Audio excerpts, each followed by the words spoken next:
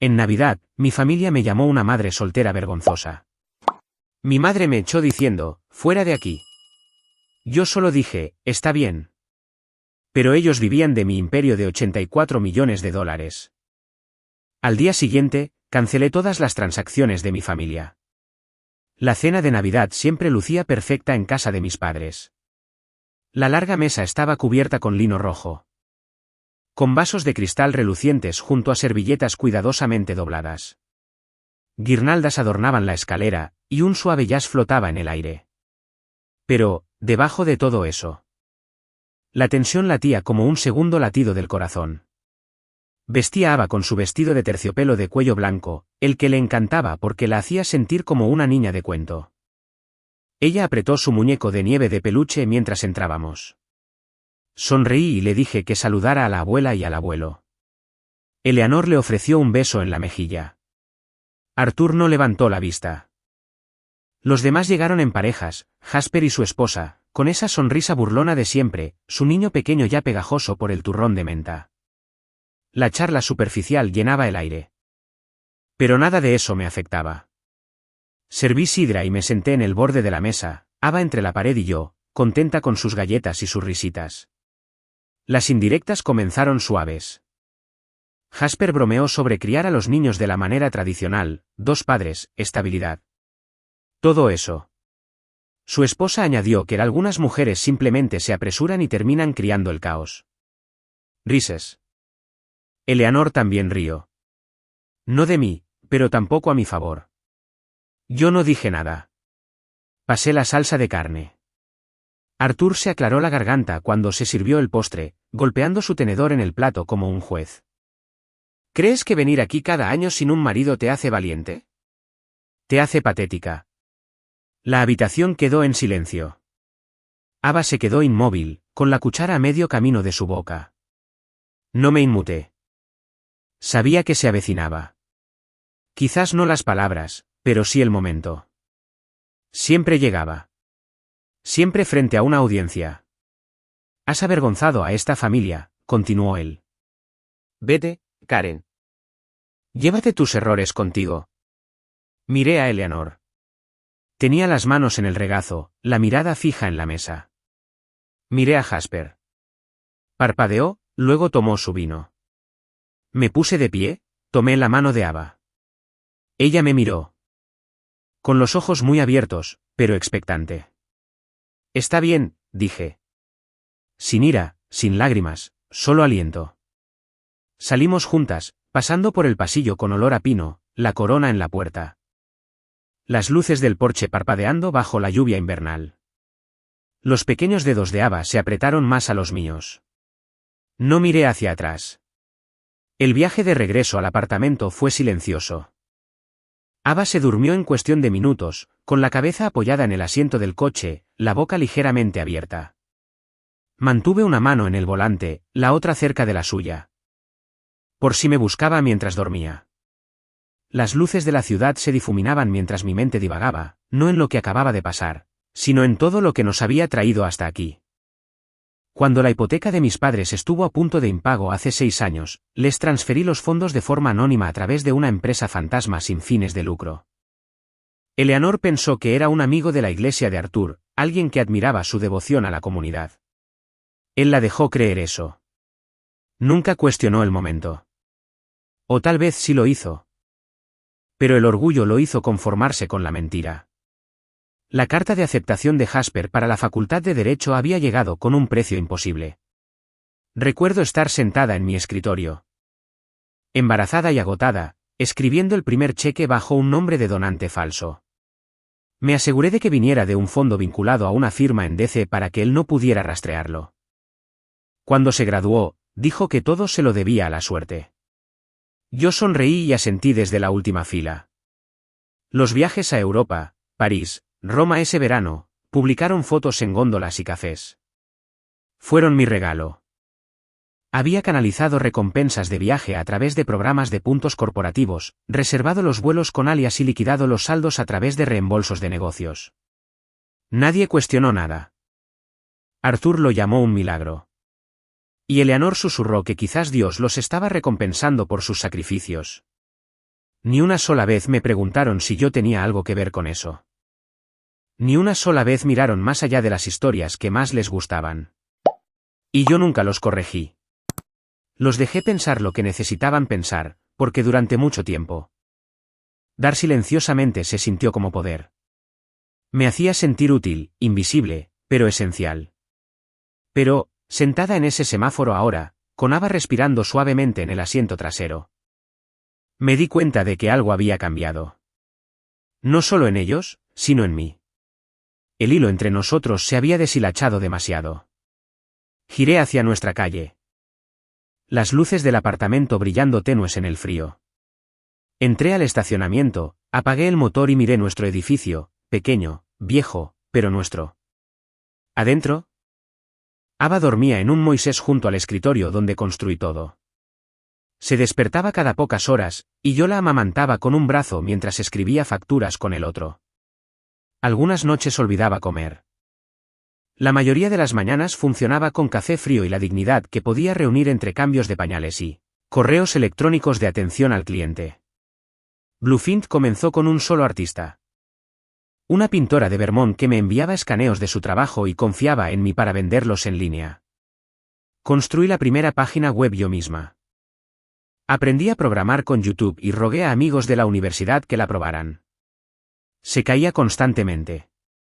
Los pedidos llegaban tarde.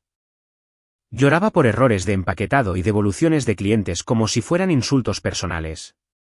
Pero seguía adelante porque el fracaso no era el miedo, retroceder sí lo era. Dije no a los préstamos. No a los inversores que querían el control. Lo hice ágil. Me enseñé impuestos, branding, escalado. Lo llamé Bluefins porque una vez leí que los pinzones sobreviven a las tormentas volando directamente hacia ellas. Me pareció cierto, necesario. Para cuando Ava cumplió 2 años. Para ayudar con la logística desde el otro lado del país. Nos enviábamos mensajes a medianoche mientras alimentábamos a nuestros bebés, construyendo algo que ninguna de las dos había visto antes. Estabilidad en nuestros propios términos. La prensa llegó más tarde. Un reportaje en una revista de estilo de vida. Una mención en el blog de una diseñadora. Alcanzamos las 6 cifras. Luego las 7. Trasladé nuestras operaciones a un almacén a las afueras de Boulder, contraté un equipo, abrí envíos internacionales. Pero nada de eso afectó mi vida en la superficie. Todavía usaba el mismo abrigo, seguía conduciendo el coche usado. Todavía me presentaba en cada festividad familiar como la chica que no lo había logrado. Era más fácil así. Que creyeran que apenas me mantenía, hasta que ya no estaba segura de a quién estaba protegiendo. Llevé a Ava arriba, todavía dormida en mi hombro, y abrí nuestra puerta. ¿Adentro? Todo estaba en silencio, excepto la parte de mí que finalmente había dejado de esconderse. Después de acostar a Ava, no encendí la televisión ni la música. Me senté en la mesa de la cocina. Iluminada solo por la luz de la calle que parpadeaba a través de las persianas. Mi laptop todavía estaba en mi bolso desde principios de semana, y por un tiempo, solo la miré. Sin estar segura de lo que iba a hacer. Luego la abrí, escribí mi contraseña y esperé a que se cargara el panel de control. La pantalla se llenó de números, columnas de transacciones. Transferencias fiduciarias, débitos automáticos. Las desplacé lentamente, línea por línea, como si leyera un libro de mi propio silencio. Pago de hipoteca, residencia Aseford, transferencia mensual. Easford, mantenimiento del coche, servicios públicos, seguros, todo vinculado a cuentas a las que solo yo tenía acceso. El fideicomiso familiar, técnicamente suyo, prácticamente mío. Era como mirar los huesos de una casa que había construido para ellos, ladrillo a ladrillo invisible. Y nunca se habían preguntado de dónde venía el cemento. Ahora el coche, la cuenta de impuestos, los ahorros destinados a las recetas de mi madre. Abrí un correo electrónico en blanco y escribí el nombre de mi abogado. Asunto: congelación inmediata del fideicomiso. Lo mantuve breve. Revocar acceso. Efectivo de inmediato. Que me contacten directamente si es necesario. Pulsé enviar. Luego cerré sesión. El silencio que siguió no fue reconfortante. Fue agudo, como pisar descalza sobre azulejos fríos. Pero, debajo de él, algo se aflojó, como un nudo que no me había dado cuenta de que estaba allí. No estaba enojada. Ya no. Simplemente había terminado. Terminé de fingir que mi ayuda no tenía un costo. Terminé de dejar que ellos escribieran la historia de quién era yo. Cerré la laptop y me puse de pie. La habitación no había cambiado, pero yo sí. No hubo aplausos, ni testigos, solo el suave zumbido de la nevera y la respiración de Ava al final del pasillo. Y, por primera vez en años, sentí que el peso se desprendía de mis hombros. No todo de una vez, pero lo suficiente como para querer respirar más profundo. Apagué la luz. Caminé hacia la ventana y observé cómo la ciudad se sumergía en el silencio. El vuelo salió temprano. Ava pegó la frente a la ventana mientras el avión se elevaba sobre las nubes, preguntando cada pocos minutos si ya estábamos cerca de la playa. Sonreí y le dije, casi, incluso cuando no lo estábamos. Había reservado la casa en Monterey 2 años atrás bajo una compañía que nunca mencioné. En papel, era un retiro remoto para viajes de trabajo. En realidad, cuando llegamos a la entrada, el cielo estaba teñido de una neblina matutina. Ava rebotó en su asiento mientras la puerta principal se abría a una larga habitación llena de luz solar. Había alfombras color arena y grandes ventanas que enmarcaban el océano como un cuadro. Se lanzó descalza por el suelo, gritando, «Mamá, huele a sal». Yo me quedé en el umbral, con las llaves aún en la mano. No me moví de inmediato. Los últimos días habían sido borrosos, más tranquilos de lo esperado, pero también más pesados. No había llorado desde Navidad. No había necesidad. Desempacamos lentamente, sin prisa. Ava alineó sus peluches a lo largo del sofá como si fueran invitados a una fiesta de té. Hice café y me quedé junto a la puerta corredera. Nadie esperando para avergonzarme por aparecer con un hijo y sin anillo. Solo viento, surf y la risa de mi hija en la otra habitación. Más tarde, caminamos descalzas hasta la playa. No me pregunté qué estaría diciendo mi familia o si alguien había intentado explicar mi ausencia. Esa noche, encendí una vela en la encimera de la cocina. Me senté con mi cuaderno y comencé a escribir algo que no tenía nada que ver con el trabajo. No porque alguien lo pidiera, sino porque finalmente tenía algo que decir. Solo lo que surgía. Algunas noches eran poemas, a medio formar, torpes, llenos de imágenes que no sabía que aún guardaba. Otras noches eran listas, cosas que había sobrevivido. Lugares donde casi me había roto, palabras que deseaba haber dicho. No se trataba de compartir. No estaba actuando. No había un cliente esperando, ninguna plataforma que llenar. Era simplemente yo diciendo la verdad con una voz que casi había olvidado que me pertenecía. En el espejo sobre el fregadero de la cocina, me veía a mí misma, a veces con el pelo recogido. El rostro suave por el aire salado y el descanso. Me veía mayor, pero no desgastada, simplemente vivida, como si finalmente habitara la piel que había estado arrastrando durante años. Me tiraba de la mano solo para mostrarme un cangrejo escabulléndose cerca de las rocas o me pedía que le leyera cuentos 2 veces, luego 3 veces, hasta que ambas nos quedábamos dormidas en el sofá. A ella no le importaba cuánto dinero tenía. Le importaba si yo escuchaba. Yo escuchaba. Y, en esos momentos intermedios, cuando el agua hervía, cuando el viento sacudía las ventanas, cuando nada urgente me demandaba, comencé a reconstruir algo que ni siquiera me había dado cuenta de que estaba perdido. No una carrera, no una marca, solo yo misma. Una mañana. Me desperté temprano y salí. El cielo aún estaba rosado. Me puse un suéter, tomé mi cuaderno y caminé hacia el borde del acantilado, con vistas al mar. Allí, sin que nadie me viera, comencé a esbozar una idea que no había estado lista para admitir en voz alta. Algo más grande que yo, algo que podría importar. Lo llamé en Puerto de Luz antes de saber exactamente lo que sería. El nombre me vino mientras veía a Ava construir un fuerte con madera flotante en la arena, su risa elevándose sobre el viento. Un puerto, seguro, tranquilo, abierto, luz. Porque eso era lo que más había necesitado durante el tramo más oscuro. Redacté el plan durante la semana siguiente. No con urgencia, sino con intención. Esta vez no estaba arreglando el desorden de nadie. Estaba construyendo algo que pudiera valerse por sí mismo. Una fundación para madres solteras como yo. Mujeres a quienes se les había dicho que eran una carga, que tenían que elegir entre la supervivencia y la dignidad. Me puse en contacto con Serapina, ella contestó al primer timbre. No habíamos hablado desde que me fui de Boulder, pero no hubo vacilación en su voz cuando le dije lo que quería hacer. Estoy dentro, dijo. Hasta el final. Establecimos un calendario de llamadas. Comenzamos a esbozar subvenciones, asistencia legal, programas de cuidado infantil. Moví 1 millón a una cuenta de lanzamiento. Mi contable lo marcó, preguntándome si quería gestionarlo a través de un socio. Dije que no. Quería que esto fuera mío, no escondido, no prestado, solo mío. Había algo liberador en ver ese dinero salir de mi cuenta. No como un vendaje, sino como una semilla. Pensé en todas las mujeres que nunca sabrían mi nombre pero que quizás dormirían un poco más tranquilas gracias a una tarjeta de supermercado o una hora de ayuda legal. Pensé en Ava dentro de unos años, entendiendo lo que construimos y por qué. Y supe que esto no era sobre un legado. Era sobre alineación. Por una vez. La vida que vivía coincidía con la persona en la que tanto me había esforzado por convertirme. Y eso significaba algo. Quizás todo.